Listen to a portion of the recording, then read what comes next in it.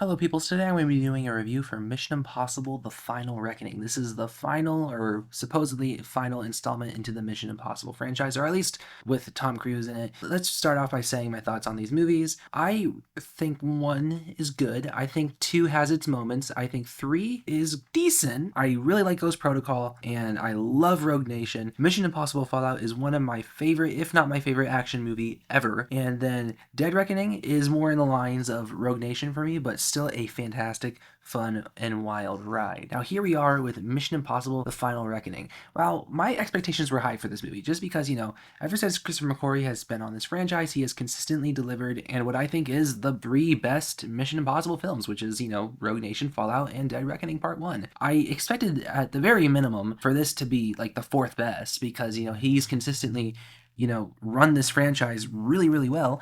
And even though the reviews for this were not nearly as nice to this film as they were with with McQuarrie's other 3 films, I thought, even on this worst day, there's no way that it's going to be bottom tier Mission Impossible or anything like that. And now I have seen the movie. I have seen the movie that everyone's talking about, and I didn't know what the heck to think of it from the reviews. And here I am. I have seen it, and what did I think? Unfortunately, I think this is not great. I was unfortunately very, very disappointed with this movie. Now, I've had some time to let this stew now, and I've thought about it for at least a few hours, and I would honestly say that this might be one of the most disappointing theatrical experiences I've ever had. That being said, is the movie bad? This movie makes up a lot for its shortcomings, but at the same time, it has a lot of shortcomings. Like, you've seen it all over the reviews. Like, yes, it has that submarine bit and the aerial sequence, and both of them are really good. I do have a clip with the aerial sequence, but the submarine bit is undeniably one of the best things that this franchise has ever done, and it got my palms sweating, and it reminded me what makes a great Mission Impossible movie. Unfortunately, everything around that sequence, before and after, I was asking myself, where is Mission Impossible? My biggest issue with this movie is that it doesn't really have good momentum. And I'm not even just talking about the first hour, because everyone was saying once you get past through the first hour, it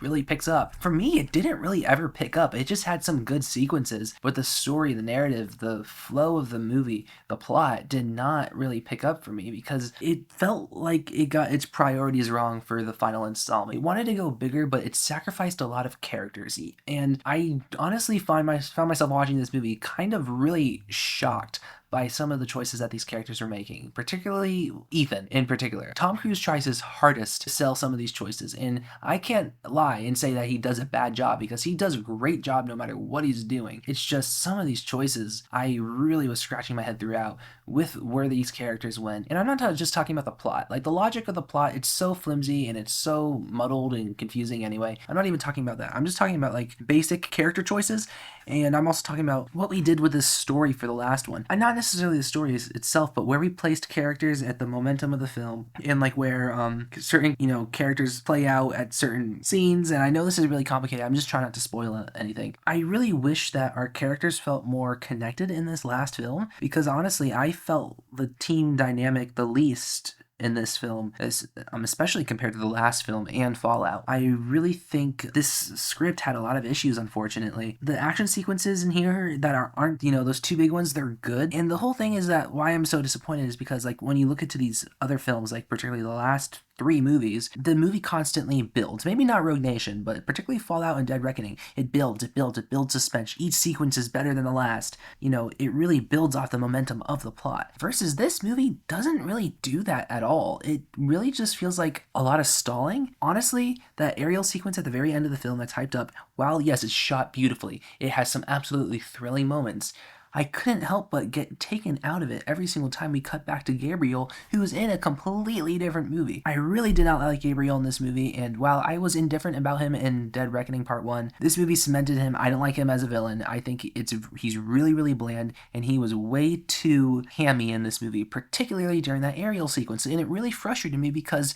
it honestly was ruining that entire sequence for me. I just found myself incredibly frustrated with the movie by the time the credits rolled, and while there's so much I respect about it with how they made it, like, I love the way that Tom Cruise and McQuarrie craft these films, to feel as real as possible. Like I said, that submarine sequence, it's long, it's like 20 minutes long, and it is genuinely fantastic, and I loved every second of it. Tom Cruise is really good in the movie. The entire cast is really good. It's just, I really just felt a lack of momentum. Like, I hate that I'm saying these words right now because I wanted to love this movie. I love this franchise. When the reviews came out, I was just kind of like, you know what? I'm going to go in and have a great time because I heard some people compare this to Dark Knight Rises. And guess what? I love Dark Knight Rises to death. So I thought for sure maybe I would be one of those few that love this movie. And unfortunately, I find myself actually more negative on this movie than the average person. Yes, this movie feels its need to tie it into all films before that, and that's not my issue.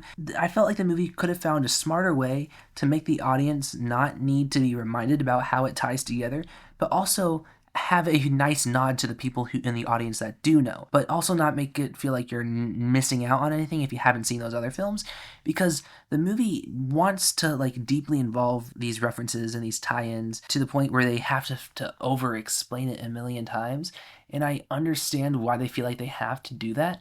But the whole thing is, the people who notice and care are already the ones that are gonna care about it, if that makes sense. Like, they're already gonna know, so why are we putting in these flashbacks for audiences who really won't care if we have a flashback or not? These choices to me that don't make sense. It honestly feels like studios going like, hey, you need to add this because how does this make sense? And it almost feels like this movie was like super overthought in the editing room. It felt like when editing this movie, they were super overthinking everything and had no confidence in the audience because the last one bombed. Everyone's talking about the first hour of this movie, and honestly, found myself not hating that part.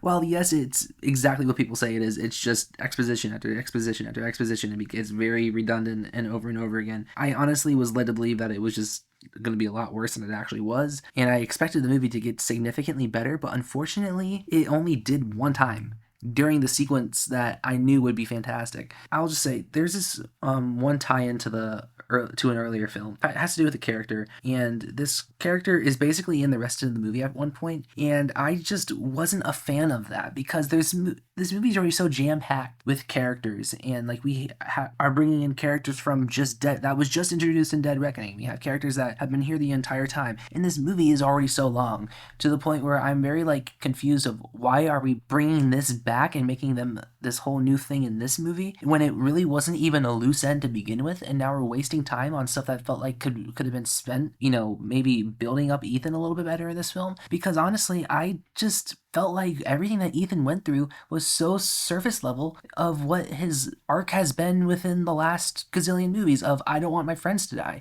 And it didn't really feel any different. The way that this movie handled stakes was well done, but it didn't feel like the right stakes for this final film because it just honestly felt a little bit more of what we've seen before, just on a larger scale.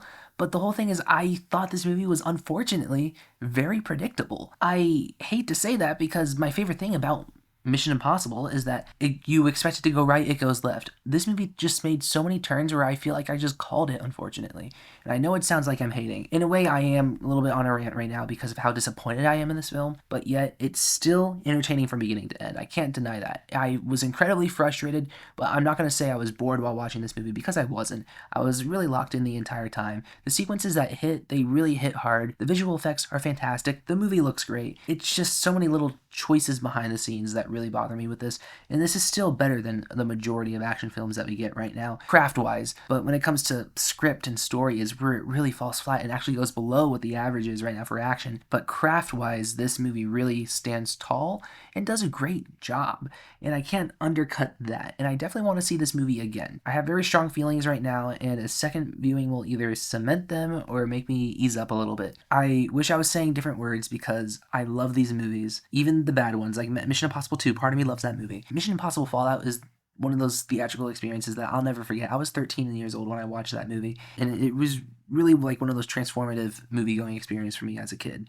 And so to see it, dissolve into what this movie was, and when I think Fallout is a better movie in every way, shape, and form, and I would even argue that Fallout has some better stunts, it just hurts to say out loud because I really trusted Corey. I really trusted Tom Cruise. And who's to blame for this movie? I don't know.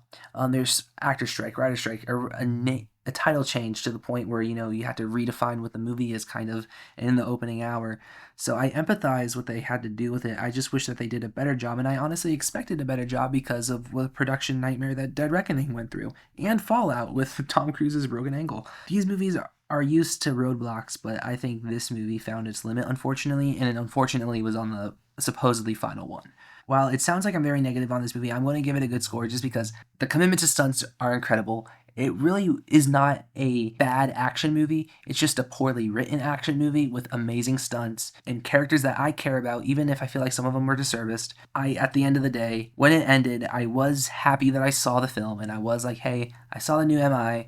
I had fun at some moments and I found myself frustrated, but the craft is so good. The action sequences are fun when they need to. And when I say the score is going to sound like I majorly inflated it, but when I have high expectations, my issues with the film are going to be more prominent than anything else. But I do think my fair assessment of this movie is I'm going to give it a 6.2 out of 10, which I know sounds super high compared to what I'm talking about, but what I'm talking about in my review is compared to my expectations. My expectations for me honestly to give this like a 9 out of 10. That's where the disappointment in the ranting comes in. But this movie, I would argue and genuinely say that it's about a 6 out of 10. Yeah, comment down below what you guys thought of Mission Impossible Defining Final Reckoning. Believe me, I hope that you disagree. I really hope that there are people out there loving this movie that are getting a great action kick out of it. And like I said, I do want to see it again. And I really hope that my opinion goes up on rewatch. And if it doesn't, then yikes, we're on a bumpy road for this film. So yeah. Anyways, like, share, subscribe, and stuff like that. And adios.